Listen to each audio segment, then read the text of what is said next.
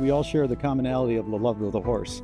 And that's what we're here to celebrate. And so honored to have this monumental sculpture here at North Wales. The combination of nature and art is very powerful. 25,000 to 35,000 years ago, man started depicting, painting the horse. For me, the horse is civilizations, and that's not even mentioning the emotional bond that we have with this animal. It's helped man develop transport, agriculture, industry. The first sculpture we had by Nic was in 1997, and then the first solo exhibition was in 1999. As we grow, we start from a small place and we grow out. We get to a kind of point there, you start to come back. You start with something much bigger and you reduce it. It's the looking, and by looking we start to see the light. Peace in the midst of chaos is kind of almost my starting point. Welcome everyone to a new podcast of Beneath the Varnish. Today we have a special guest, Nic Fiddian Green, a sculptor and a very prominent artist in the area, is here for an exhibition at the National Sporting Gallery and Library and Museum in Middleburg, Virginia. So we're real close to that area in this beautiful setting today with the famous sculpture, the monumental sculpture of Stillwater by Nic Fiddian Green. We also have two guests here as well. We have Edward Horswell and his daughter Christabel, and they own Sladmore Gallery in London, and they've represented Nic for over 30 years now, I think, and quite a long time. And so if we could just start with Edward and maybe talk a little bit about Sladmore first, and then we can get into with Nic a little bit more. Thank you, Scott. Well, my mother started the gallery 60 years ago, so she had a love of animals, and that transmitted into buying sculpture of animals, and I joined in 1980. We had two locations in London. We're down to one main location on Jermyn Street, and we sell a range of sculpture from about 1850, Barry through Rodin, and we have a nice small select stable of contemporary artists led by Nic. And I used to concentrate more on the artists from 100 years ago, and it's nice to come back round and be working with the living artists. And luckily Christabel joined me 4 years ago, and yeah, we have a lot of fun, and it's nice traveling around the world getting these invitations to do these museum shows and meet like-minded lovers of sculpture. The first sculpture we had by Nic was in 1997, which was a mighty head. And then the first solo exhibition was in 1999, so 27 years ago, which is crazy. Yeah. Quite a history there. Of course, we all share the commonality of the love of the horse, and that's what we're here to celebrate. And I believe Nic's the current leader of monumental sculpture of the horse. And welcome, Nic, and would you like to say a few words about anything you'd like to start us with? Yeah, first of all, what a privilege, but I think going back to the journey, sometimes it's really hard to know where you're going. I've worked on one subject for my whole life's work, which is now over 40 years. I lose track of time, we lose track of the way, but it's quite interesting what Christabel was saying about the fact that I first kind of met with Edward and his partner, Jerry Farrell, back in, as she was saying, 1999, was it? Earlier. So we're talking even earlier. We're actually talking about a time when you, Christabel, were probably about that high. No, she wasn't even born. Sorry? I wasn't born. She wasn't born. This is great. I mean, what we're seeing here is we're talking about generations here. Back to you, Scott. The point about this is the fact that we're talking about man and our relationship with this one animal. Let's say people have often asked me over time, why the horse? Why is a very difficult question to answer. Very often, we often might say, if we don't know the answer, it just is. I think point being, we're on a hill. We're in what I describe heartland of beautiful, wild yet managed American land. It's a land I've never seen before. I've never been here before. I was asked by this this very this kind of hidden gem, this little museum in the heart of this ancient town, a town that has been surrounded by and probably celebrates today and has done right from the beginning its association and relationship with the horse. Why I'm here is because my journey began a long time ago, and I just had the confrontation with an object. It was actually a work of art in the British Museum. It happened to be the head of a horse, and that's probably starting to make sense of the answer for me personally, why I decided to choose this as my animal, the animal I was going to ride the back on, and probably, God willing, for the rest of my life. I have answered the question in terms of it just is, but it is, and as I've often answered, probably the most important animal that's ever graced the land. Way before us, it'll go on way beyond us, as we'll stand, in a way that's courageous, kind of, as I say, this risky concept, which is to make statements in our lifetime by being asked to be part of a vision. And I think vision is the part that America has always been very powerful in its principle. It's had a vision from the beginning, and today we sit on a hill amongst three amazing people whose vision, and without that vision, I wouldn't be here. Well, thank you for being here. I mean, we're honored actually to celebrate the horse and also the sculpture. The combination of nature and art is very powerful, and one that we all obviously appreciate and respect. There's 170 horses on the farm here, and some of the best polo in the world, mainly from Adolfo Cambiaso, who's considered the greatest polo player ever, and also his son Perotto's horses are here, along with Tommy Pinello and a few other greats of the sport. So we're honored to have the horse here too, and I've known Edward for a while now, and had my eye since I saw the Stillwater that was at Cowdrey Park, I think, in England, at the polo grounds there, and so honored to have this monumental sculpture to be here at North Wales. And the group that we have here is seasonal, that comes in the summer, and a lot of them are Argentines, and they've been attracted to this particular sculpture to where it's tradition for them to have mate in the morning, which is like a tea, like a coffee we have in the U.S. And they come out here, and this has become an iconic spot of the farm, and they just have been attracted to it. And when we put the sculpture in here, which wasn't easy to do, to have the cranes and everything in the mud and wet, yeah, and to build the base and everything, and it was quite an undertaking, and to see this magnificent sculpture actually come down and into the nose and sit there, it kind of reminds me of what Nic has said. The horse will not drink unless it's comfortable, and I think the horse was waiting for the base to be comfortable before it got on, because in a way, these horses here, it becomes one of the living horses. The spirit of this sculpture is definitely here, and we feel it very strongly. And it is actually the most popular piece of art we have in the whole collection. And thank you, Nic, for providing that for us all and to enjoy and treasure. And our hope is that these pieces, and we know they'll be here long after we're gone. So this is quite a privilege to have this piece here. So thank you very much, to our bottom of our hearts, for this treasure that we have at North Wales. It's also fun today to talk about something outside in nature, particularly with the rise of, how we're attached to our phones and our AI and ChatGPT now and everything else, which is wonderful, and it's connect the world, but it's also like we still need to connect to the base of what humanity is and the grounds, and this sculpture brings that to us, along with the live animals. And I'm also a dog person, dog lover, and obviously that's man's best friend, but the horse is probably the most important animal ever to exist. And if you can add maybe Christabel a little bit, or Edward, to your horse experience and how that ties in with us being long time polo players. I'm not sure how old you were when I put you on a horse or a pony, but I think I was about 5 or 6 when my sisters tied me onto these ponies because they were too big to ride them, and that's when my love affair developed.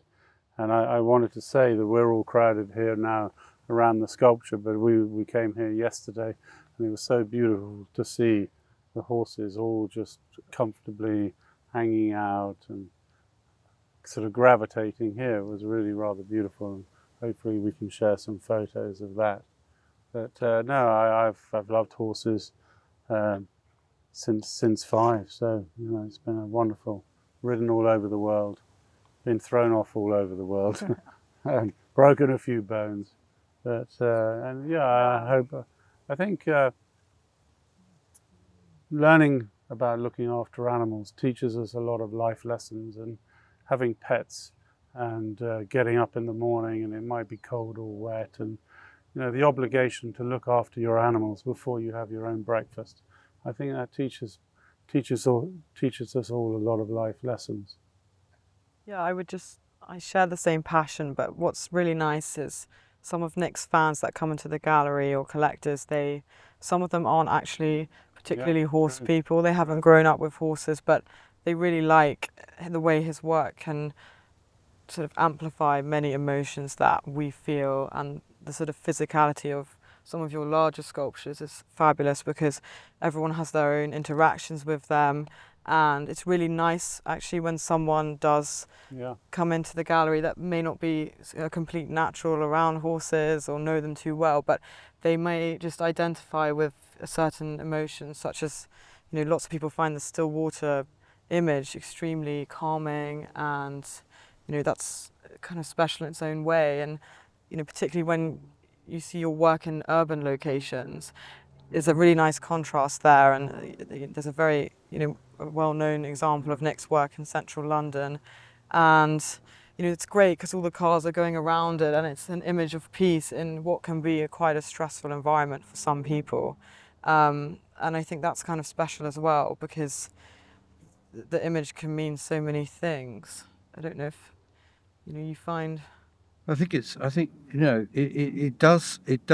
And what's interesting about where you were going there is I was slightly lost for a moment, and I think there is an element of absolutely right. It's back to the question.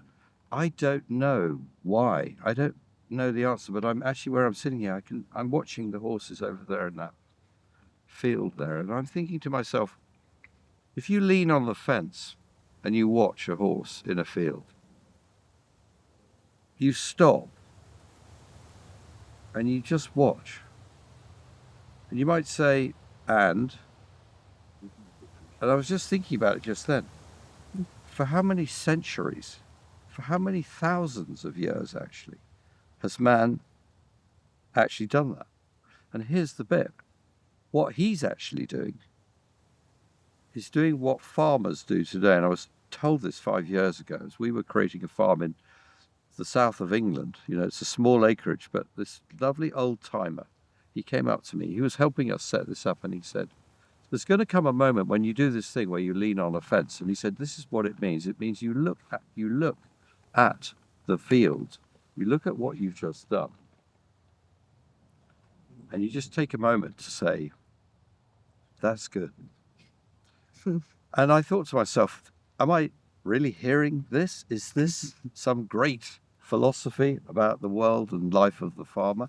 Actually, to me, right now, I get it, because I'm actually seeing what he's actually saying, which is actually, it's the kind of life of man, isn't it? And the horse, again, as Christopher rightly says, or as is said, a horse comes to water, and when it is drinking, it's alert, it is conscious, it's so aware of the world around it. And yet when that world stills and it takes from the water, the connection but at that very moment is peace. As it drinks the water, it's as if the world stops. And I was thinking about the idea of drinking. And I was thinking about the idea that when I am not well, when I do not feel at peace, really, if I do not sit at the table, if I do not go to the tap, I can pour the water. If something happens, if there is something moving, the glass goes down and I stop for a moment. And then change that for that moment where you just stop, you sit, you have that water, and you feel it, and you drink it. It's a very peaceful moment. We move too fast to stop and become aware, but I'm watching, I think, 12 horses out there, so I haven't counted the number. They're behind this ancient tree. And to me, I'm looking at something that anybody could get that. Anyone can see that. It's kind of what you're saying, Christabel. It's what you're saying. People who don't know anything about the horse, and I know very little. I don't work with them, but I've been inspired by them. Just as is often said, as you said, dogs and horses are probably man's two closest friends. And I learn more from my wife, who says to me, look out there, watch the birds moving. Let's just take the birds. We learn so much from the animals around us. And the horse does something else that no other animal can do. Yeah, they're just majestic, and I've learned a lot just recently. Even I didn't live for part of my life. I did live on a farm, but I haven't in a long time since I was small. But living now with the horses every day, how aware they are, and intuitive they are, and they have their own pecking order. We have multiple paddocks, but they all are pack animals, and they respond to each other. And last year we had a couple stallions that we had to keep away from the mares in a separate paddock, but they're a very social animal, and they're very bright, and they'll notice your car come in, they'll take a look, and then they'll go back to grazing or whatever. But they're very aware and very spiritual in a way that is peaceful. Because they are a calm animal, and they do prefer calmness. And I was always struck when I went to London too and saw your sculpture in the city, because like Christabel said, it's a busy traffic area, and then here is the Stillwater, and I'm sure people respond to it, being in a park setting and things, but there's a lot of activity competing with it. But I wonder if it brings the temperature down a little bit in that particular spot. That's very true. And that's very interesting, because when it first happened, there was no plan. It was something that kind of happened, and you couldn't. It happened. This horse arrived, and the question was why, and nobody really knew. And I watched this thing go in, and as you said, rather like this, it went in, and when it went down, there was this moment of contact, and it just went silent, actually. And what we saw was this rotation of traffic. We saw the chaos over the next few months as it started its journey of just sitting in silence in this place with no apparent purpose. And I remember somebody saying to me, it's extraordinary. I travel east to west every morning, and they were on their way, and they said, and she said to me, and I didn't know this person, never met, she said, I don't actually know much about horses, but what happens now to me is I pass your horse at Marble Arch when it was first there, it was in the early days, she said something about it makes me smile. And I sort of cocked my head, and I said, I didn't actually ask her what she meant. I knew what she meant. Don't forget, she knows nothing about the horse, and nor do I really. I just make sculptures. It lands in London. She passes it by. She tells me something.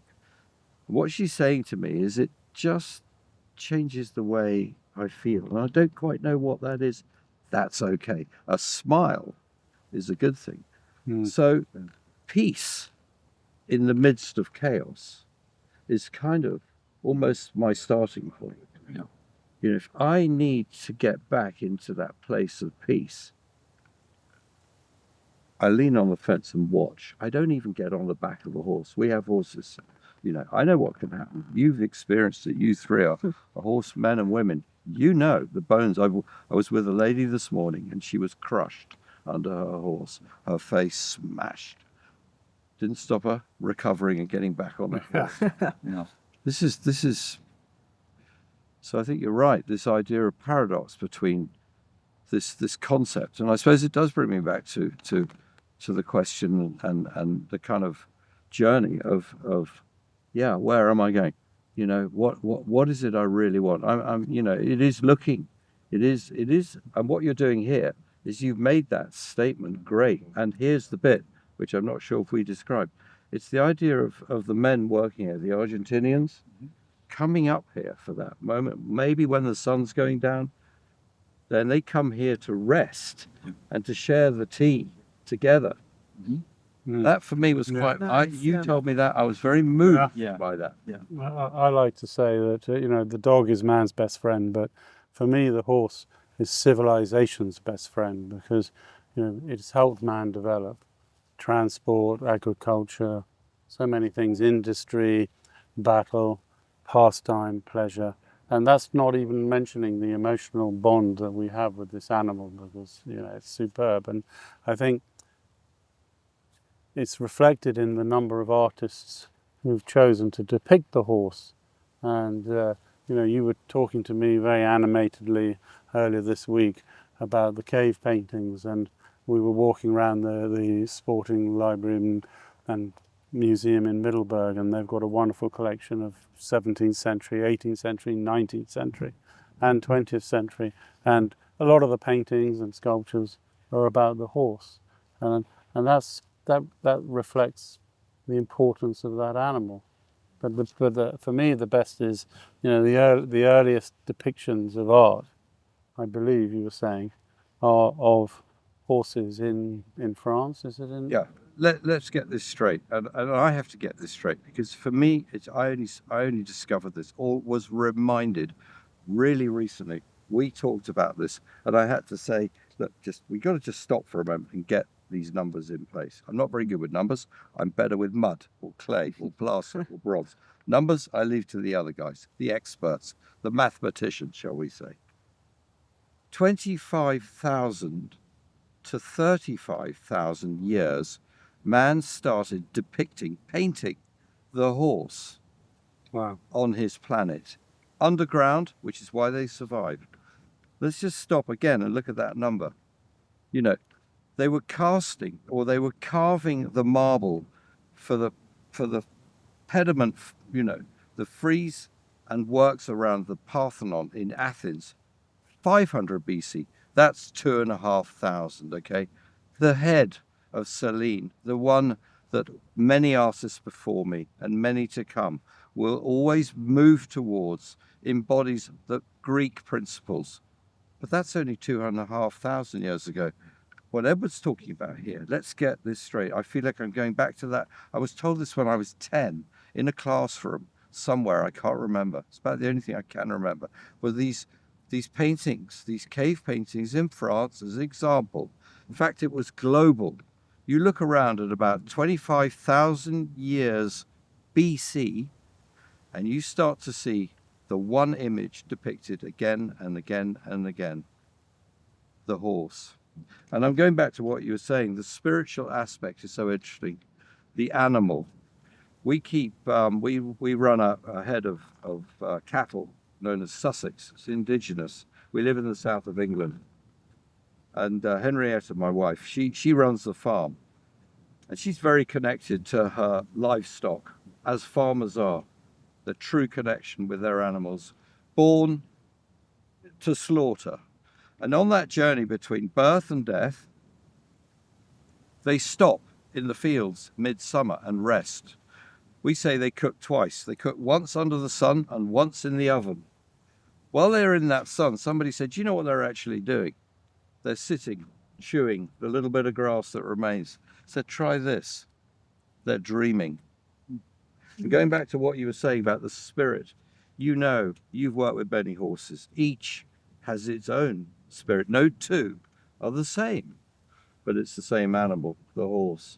But each one has its sensitivities. It brought a memory up for me that one of my best horses I've ever had, I was with when we had to put the horse down at 25 years old, and I was with the vet, and they gave the horse a shot, euthanized it, and I could see or feel the spirit of the horse leaving the body, and it was actually pretty peaceful, considering it's a death and a passing, but it was very spiritual for me and really touching and something I'll never forget.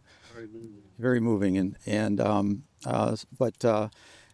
with this podcast, we deal a lot with the old masters, or the great masters we like to call them, and but we are starting this emerging art contest as well to bring it to the future. And Nic is our first living artist that's on the podcast, and we talk a lot about standing on the shoulders of giants and to look into the future. And if there's any insight you could give to emerging artists or younger artists or the next generation like Christabel that are involved in the arts, and what type of message you might want to share.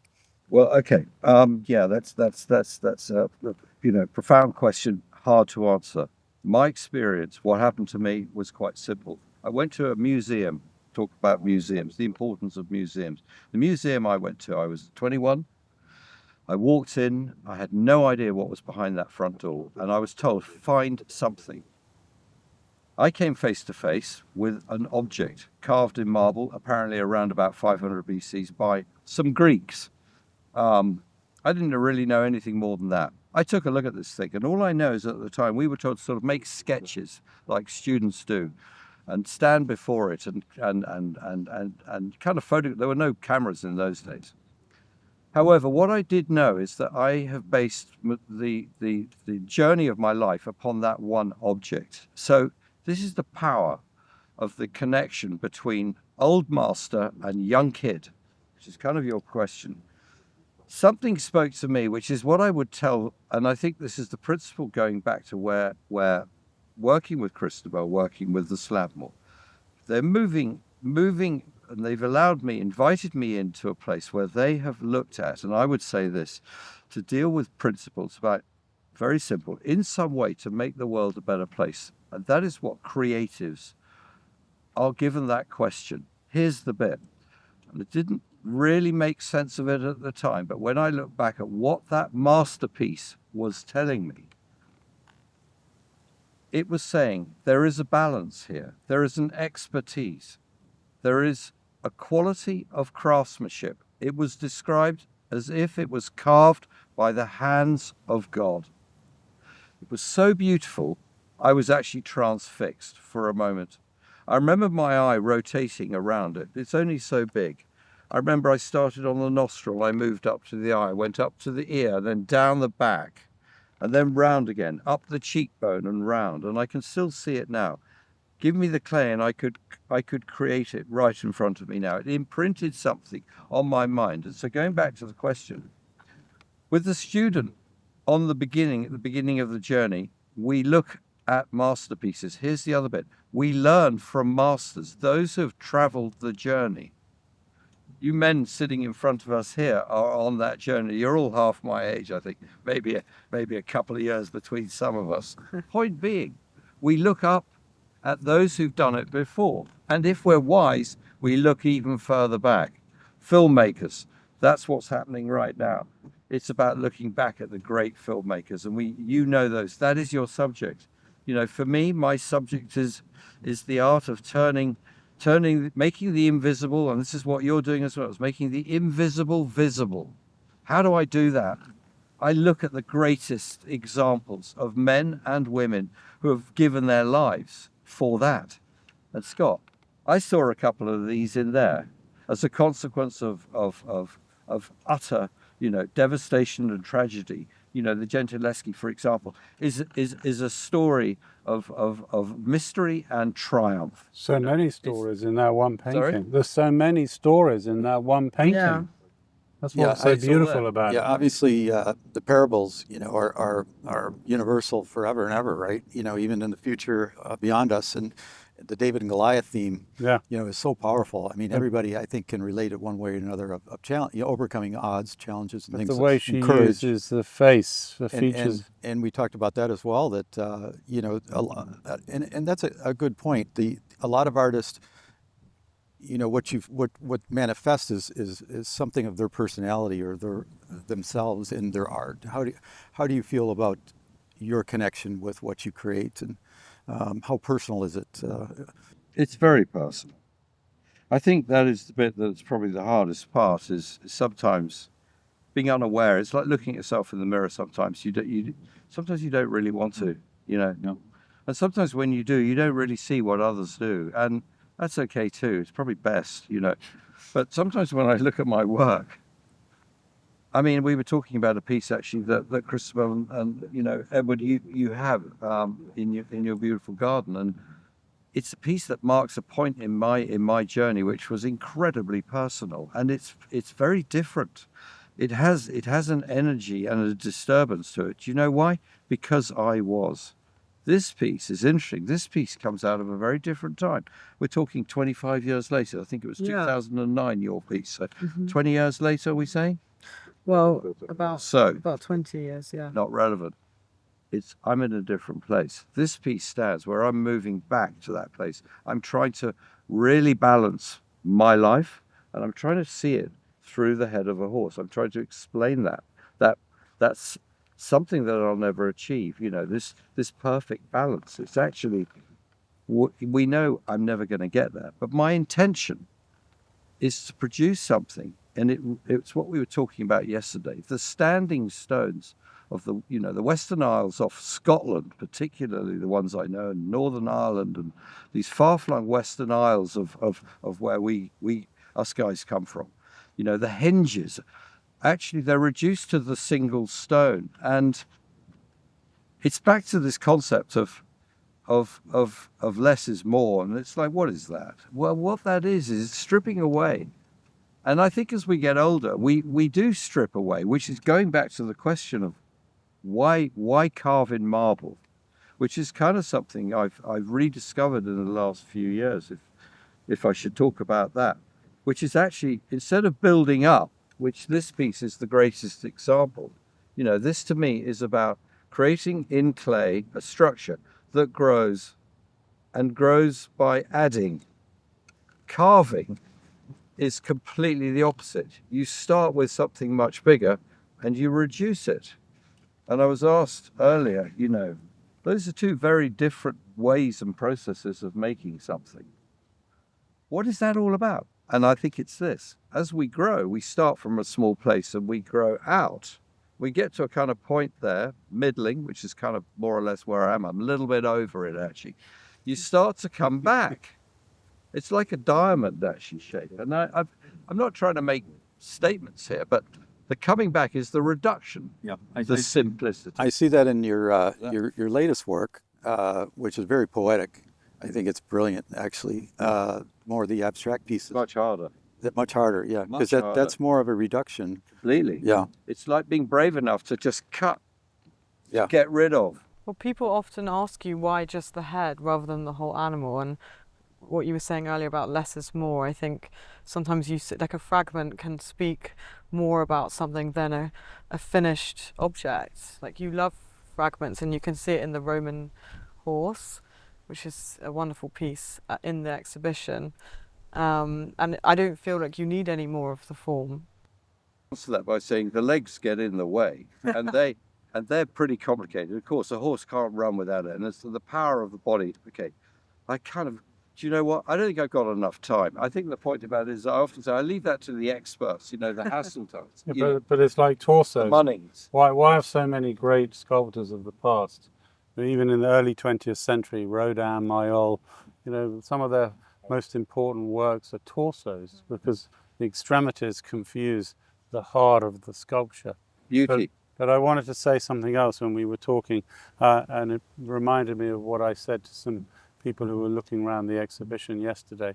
And I said that, you know, obviously I've seen Nic's work for 30 years, but when someone brings in a random piece, I can date the piece by looking at the surface, because the surface is still of a horse and it's still a horse head, but the emotion that he puts into the surface, he can't but not transmute what he's feeling at that particular time in his life. And you know, you've had some low points in your life, you know, sickness. Yeah, we all have. And you've come out of that now. And I think you're producing, you know, some of the best work you've ever made, because you're in such a beautiful, even keel now, and that's reflected in still water. And that's why I think other people respond so much. But equally, one of my greatest challenges I met yesterday in your marble in the house. Oh, yeah. Time. Beauty holding back time. Yeah. Holding back time, okay? I look at this thing, and I know where this has come from, more or less. Carrara, I think. Yeah. That's where I'm working in the shadow of the same mountain, using the same stone, the same Michelangelo, material. But I'm looking at this piece in there, and I'm thinking, why? What am I wasting time? It's all been done. It's such a masterpiece of the execution, the skill, at a time when there were no machines. This was just a labor of love. And if you were good enough, you got the job. If you weren't good enough, you weren't involved. And that was that. And you did it until you finished it. Whoever carved it, a master, and he directed his men and women around him, and they made this thing. And I kind of thought to myself, God, I've got a lot to learn, and I just haven't got enough time. Okay, I'm packing it in. This is the way my head goes. Then, you said something a moment ago, which was, but simplicity. So my reduction of the stone to something very simple, of the form to the simplest form, this to me is about a horse, and I don't think there's any denying that. But there are no legs, there's no tail, there's no backbone. It is summed up in this simple form. And I think that is because I do genuinely believe there's enough in the head to express what I need to say. I think it's also in the work that you've done with the Christ heads too, the sculptures of the Christ heads, which I think are very, very emotive and very moving for everyone to see too, because obviously that's a universal iconic subject as well. And can you touch on a little bit of that inspiration? Sure, yeah. I mean, faith. I mean, this probably gets even more personal. And I mean, I'm not afraid to try and make sense of it.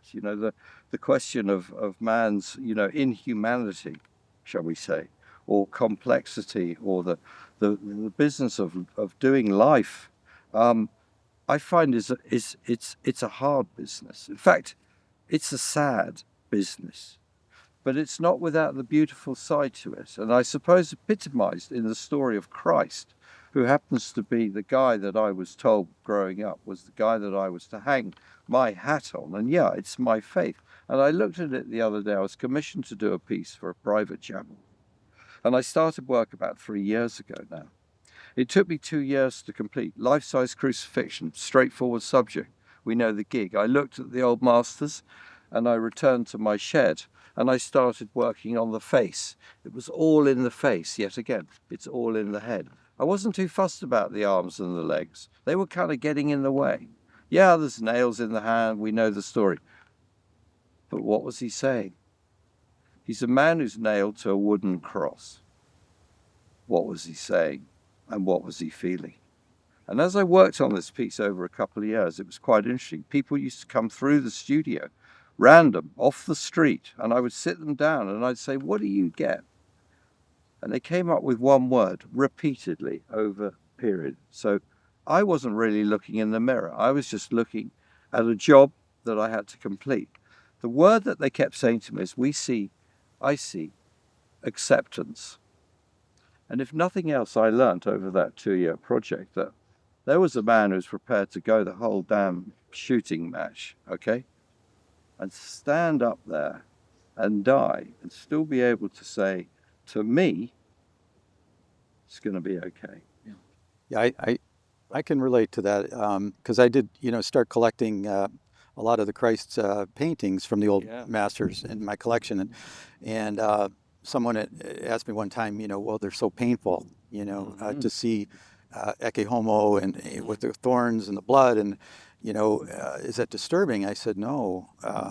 For me, it's very moving because there's hope and there's courage and there's overcoming. Again, the David and Goliath theme, of overcoming this and promising an afterlife. And that Christ obviously, as believers believe, happens. But so I look at it as more of a a healing than the wounds. And But through the wound.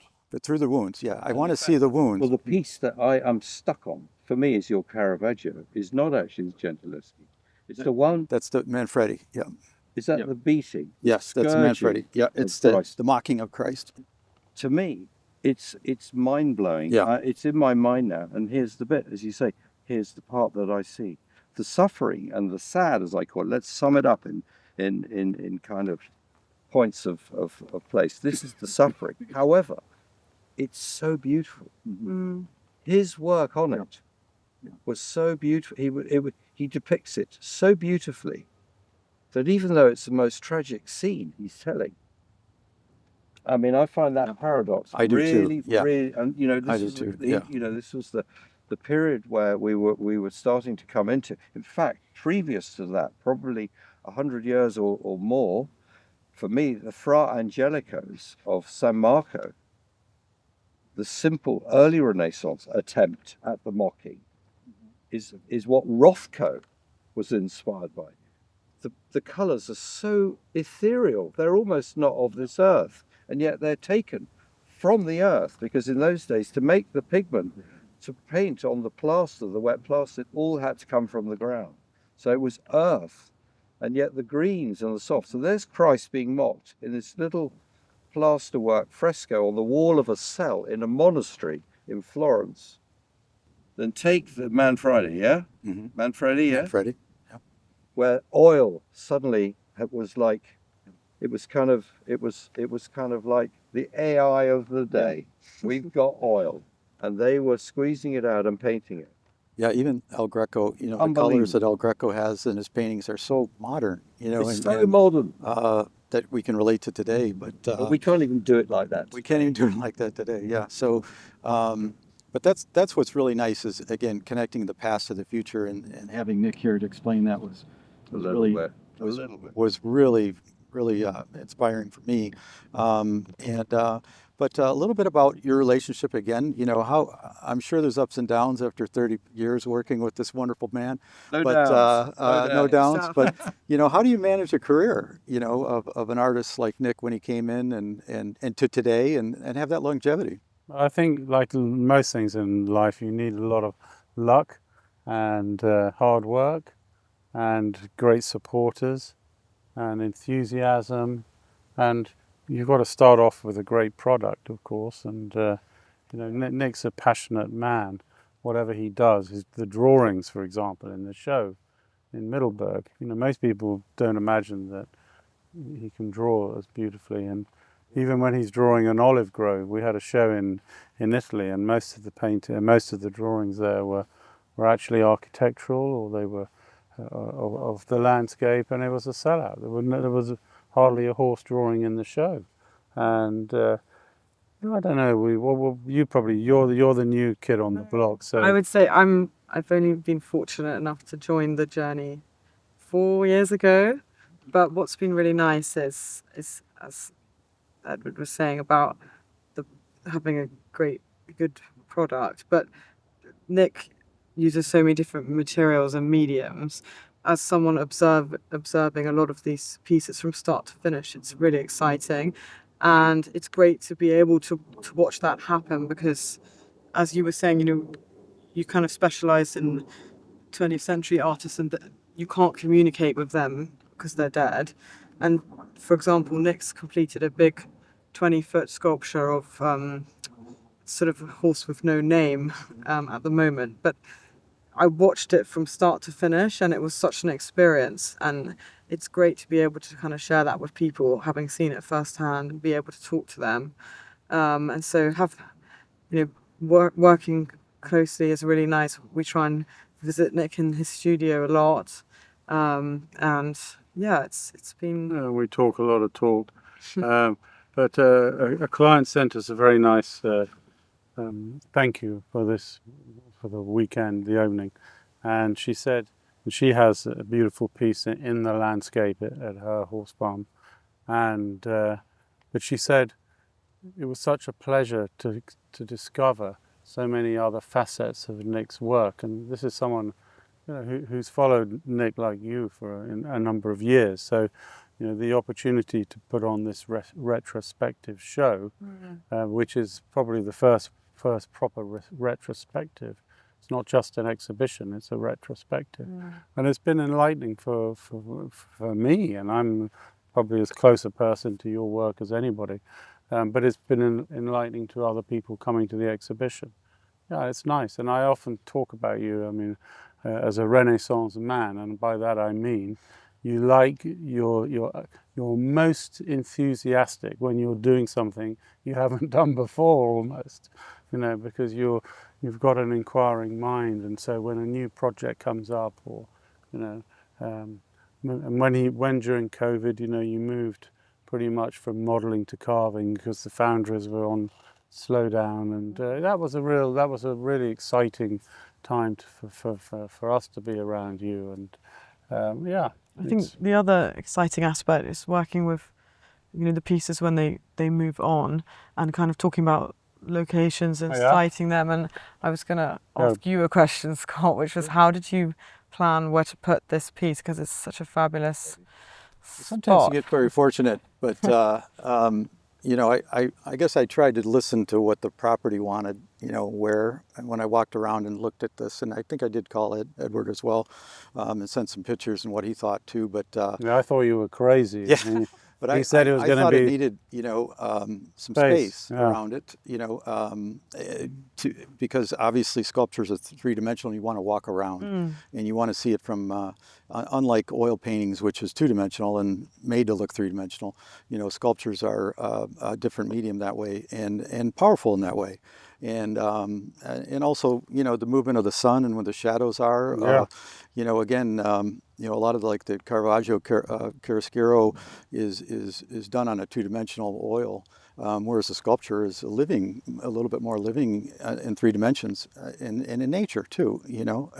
We can't have the oil paintings out here, with the weather, but we can have this basically planted as a monolith, in the area, and.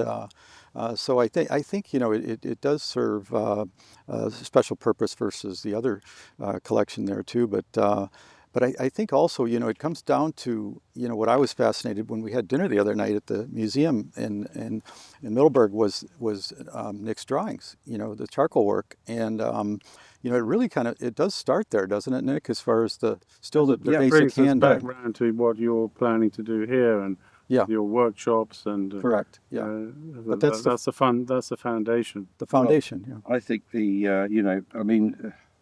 where drawings go, drawings. I mean, they historically have just been the kind of way through. They're the preparation. They're the ways of working out how to build things. You start with a set of designs and plans. It's like a house. It's like a piece of architecture. You can't just build it. You've got to have a model. Model is only born out of the drawing. So when I was 7, so the story goes, apparently I was drawing something on the kitchen table, I think, and my mother, who was a little bit agitated as a woman, troubled, actually is more accurate. By your drawing or in general? In general. And I think I inherited quite a lot of that, but I'm trying to manage it. And the point about it is she slipped a piece of paper onto the table and I carried on. And it was quite a surprise because she could see that I could kind of already formulate and calculate and replicate something that I was seeing in front of me. And I was 7 years old, and I have to say, you had a guy called Jimi Hendrix, I think, who was kind of a local, wasn't he? Was he American? He was somewhat around. He was American. He apparently got it on the table when he was 7 years old and got the broom out. Now, there's not much difference in time. It's a moment in time. So I'm 7, and I'm starting to draw. And here's back to the question. I drew and drew and drew and drew and drew until really that moment, that first encounter in the British Museum when I was 21. I couldn't paint. I tried it. Useless. Even bits of clay. Didn't really know. No, I never picked up the clay. They said, well, you've got to paint. In fact, Mother said, no, you should be a lawyer. You're never going to make a living out of being an artist. You're going to get this wrong. And she was up against me all my life until eventually I ran. And I ran to the art, to that place where I could, where I was going, which was that place to become an artist, so-called, whatever that was. And drawing. And whenever it went wrong, I could draw. It was the only thing I knew how to do. And interesting enough, I suffered from leukemia in 2006. And that was quite scary. I was 42, I think, and got 4 kids. I think the oldest was 10, so it's 10 to 6. So they were, pretty close in age. And here's the bit: first thing that happened was I was, as we say, incarcerated in what we call the Royal Marsden, one of the great hospitals for that recovery program of those particular blood cancers. And I'm in the bed, and I said to Henry, you've got to bring my materials in. And they weren't really happy about what we called smuggling things. I wanted bags of plaster and bags of clay, and I wanted my coals, my charcoals and my paper and my pencils. No, it wasn't as simple as that. But she managed to smuggle in the paper and pencil. I wasn't allowed the other stuff. They were worried about spores and things. And I got this sheet of paper and I pinned it to the wall and I started drawing. And then everybody crowded in because they were quite curious. This wasn't the usual behavior. And what they noticed, though, was that the heart rate, checking my heart 3 times a day, it's part of just before going into the heavy chemo program.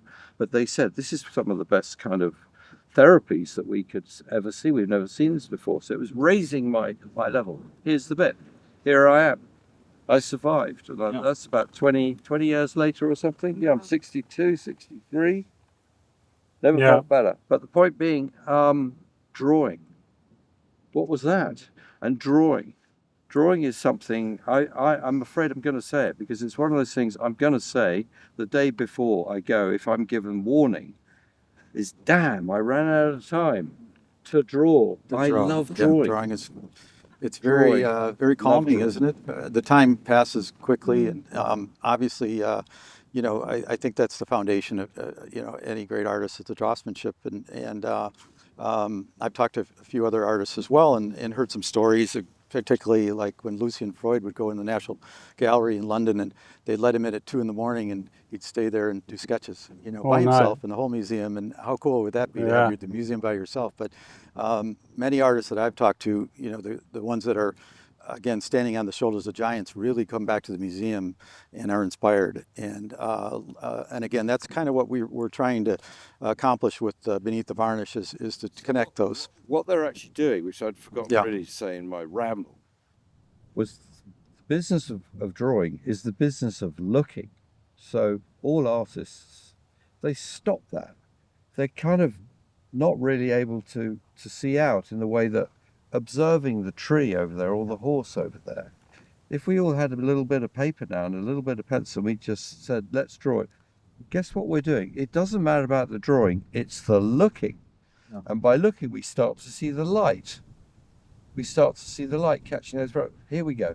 We start to see how soft, they're almost like flesh. I don't know what the tree is, but weathered, time. We start to see the fact that it is not full, it is kind of decayed at the bottom. All we're doing is looking. Recording is almost imprinting in our mind's eye what we're seeing. That is...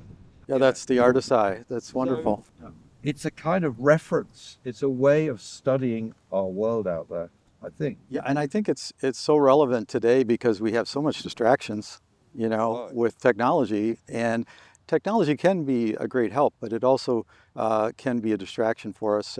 And particularly, I think, you know, what you're bringing with the art world brings us back to a little solidity of ancient connections. And I know I relish that now, and I maybe didn't when I was younger. So, Christabel, I'm sure you're way more advanced than I was at your age, but it's exciting to see the next generation come involved in this as well. And but anyway, I'd like to wrap up and wish everyone, if they're in the area in Northern Virginia this summer, to stop by the National Sporting Gallery in Middleburg.